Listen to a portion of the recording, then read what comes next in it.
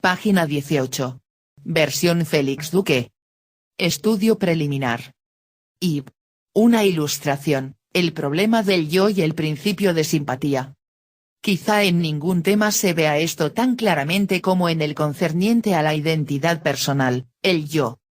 Al final del libro y, en Ib, 5 y 6, Hume llega a la conclusión, empujado por su atomismo psicologista, de que el yo, como sustancia idéntica y durable, es una creencia infundada.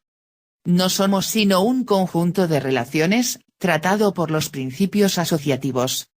Ni siquiera puede hablarse de la mente como un teatro, son solamente las percepciones quienes constituyen la mente, de modo que no tenemos ni la noción más remota del lugar en que se presentan esas escenas, ni tampoco de los materiales de que están compuestas. Se ha repetido ad nauseam la afirmación de que no somos sino una colección de percepciones, abundle. Or collection of perceptions. Dejando aparte si esta conclusión es correcta o no. Lo cierto es que, cuando pasamos a examinar la vida pasional o social, encontramos que ésta se halla regida por el principio de simpatía. Ahora bien, la simpatía consiste en la conversión de una idea en impresión por medio de la fuerza de imaginación. Dejando aparte el problema de entender la imaginación como fuerza, la grave cuestión radica en que la conversión se hace a través de la suposición de que la idea, o, más bien, la impresión que tenemos de nosotros mismos, nos está siempre íntimamente presente, y que nuestra conciencia nos proporciona una concepción tan viva de nuestra propia persona que es imposible imaginar que haya nada más evidente a este respecto. Por si fuera poco, Hume habla del yo o persona individual. También dice que cada paso por alcanzar un objeto distante hace que sirva cada instante como recordatorio de nosotros mismos y de nuestra situación presente. 47. Y esto implica claramente la existencia de un sujeto de inesión, comparece nota 110 del libro y también las notas 7 y 19 de dicho libro. ¿A qué seguir? Y, sin embargo, ¿cómo compaginar entonces una viva concepción de nuestra identidad, si antes se ha afirmado que esta es falaz? Este es un gran fallo en Hume, decimos escandalizados. Mi sugerencia es que, lejos de ello, es un gran acierto, para Hume. De lo que se trata es de aprender a vivir, aun a riesgo de caer en la falacia. Nuestro último recurso está en admitir el prejuicio mismo, sosteniendo audazmente que los diferentes objetos relacionados son de hecho la misma cosa. Esta afirmación es válida tanto para los objetos externos como para el yo. Hay aquí dos principios opuestos entre sí, en terminología smithiana, la razón y la natural belief, y es la naturaleza quien nos salva.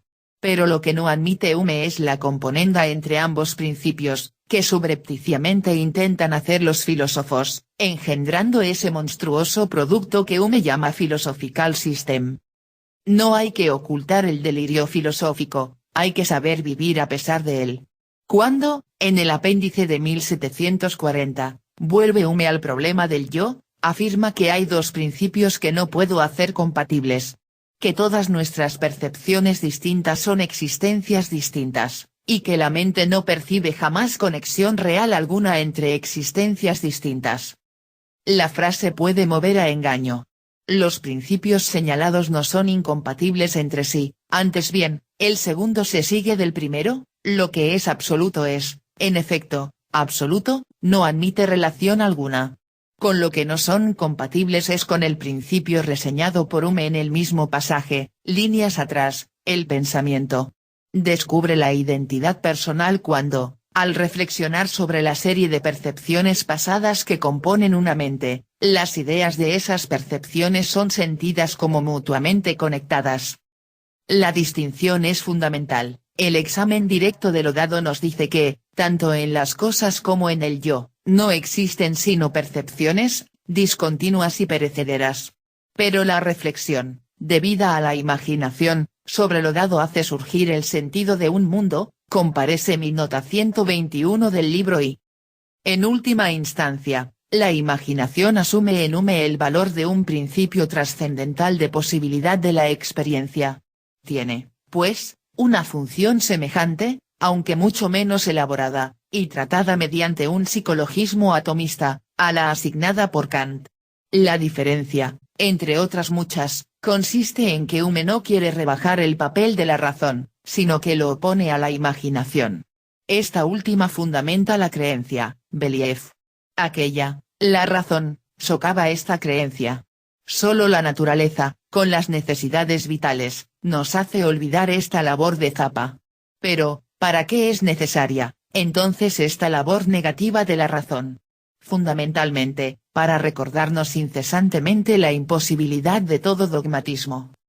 Así, son las bases últimas del filosofar humeano, el espíritu de tolerancia y la huida de todo dogmatismo, las que le llevan necesariamente a buscar una oposición entre los dos principios de la mente, y aún entre las dos natural beliefs. La creencia en la causalidad postula un mundo discontinuo, un atomismo asociacionista, la creencia en el mundo externo, objetos continuos e independientes, tanto entre sí como en relación con la mente.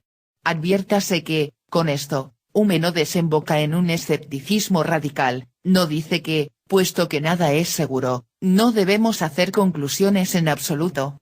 Lo que dice es que esta es una suficiente razón para aventurar todas mis conclusiones con desconfianza y modestia.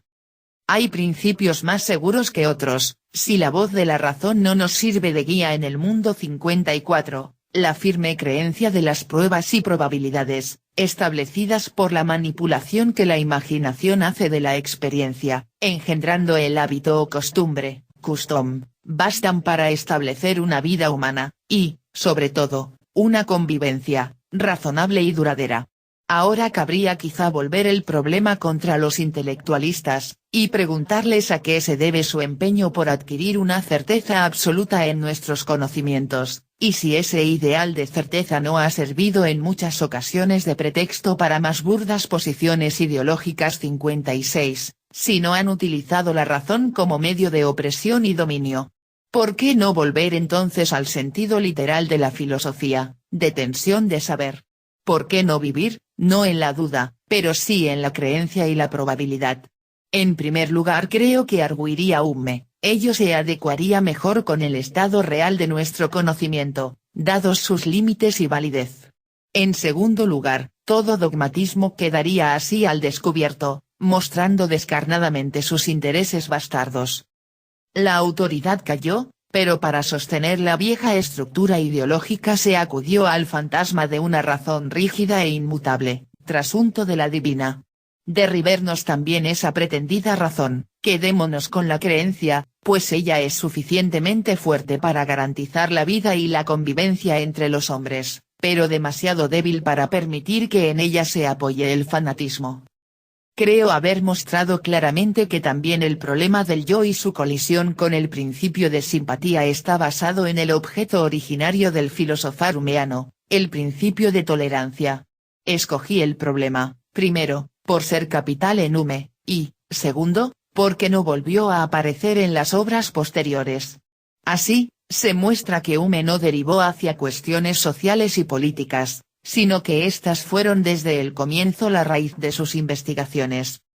A pesar de que el tratado suscita todavía múltiples y graves problemas, que exigirían un comentario, estimo que el presente estudio preliminar ha cumplido con creces sus fines. Dejemos hablar al propio Hume.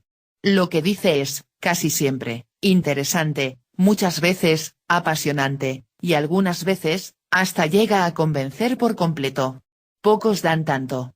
Y pocos filósofos se han preocupado tan vivamente del hombre, con minúscula, pero vivo y real. Es Hume quien nos ha enseñado a obedecer la voz de la naturaleza. Que se satisfaga tu pasión por la ciencia, pero que tu conciencia sea humana y tal que tenga inmediata referencia a la acción y a la sociedad. Sé filósofo, pero, en medio de toda tu filosofía, sé hombre. Advertencia sobre la presente reimpresión. Una posible sentencia antilampedusiana sería, la mejor manera de que nada cambie es sentir la necesidad de cambiarlo todo. Tal sentimiento me embarga ante una tercera reimpresión de mi versión del tratado, ahora debida a la generosidad de esta editorial, cuando releo mi introducción de 1977. seguramente tendría que escribir un ensayo preliminar del todo nuevo. Mas como el juicioso lector quiere ante todo tener ante sí al gran Hume, y no a su modesto traductor y prologuista, he preferido dejar que las cosas estén en paz. Recuerde con todo el presunto lector de mi aportación personal que, cuando la escribía, era yo 10 años más joven, lo cual es, más que una excusa, una pena. La traducción sí está en cambio cuidadosamente revisada, y en este sentido ha sido inapreciable la ayuda experta de José García Roca, alguien que se las ha ingeniado a las maravillas para cumplir el exhorto humeano que prescribe ser primero un hombre, y luego filósofo. Quien ha tenido la suerte de tratar a García Roca ha debido pensar enseguida, al menos, tal es mi duradera impresión, en una encarnación de los principios mejores, la tolerancia y la simpatía, de la Enlightenment.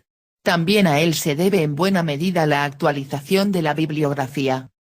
En fin, ¿qué decir, para acabar, sino que la nueva salida de esta versión sigue probando por fortuna la poca vista de Hume cuando declaró que su obra había salido muerta de las prensas. Con sus casi 250 años a cuestas, el tratado sigue siendo instrumento eficaz para barrer dogmatismos de toda la ya, y para recordarnos que es mejor ser apasionado razonador que razonablemente pasional. A la salud de la ficción. Valencia, septiembre de 1986. Página 22.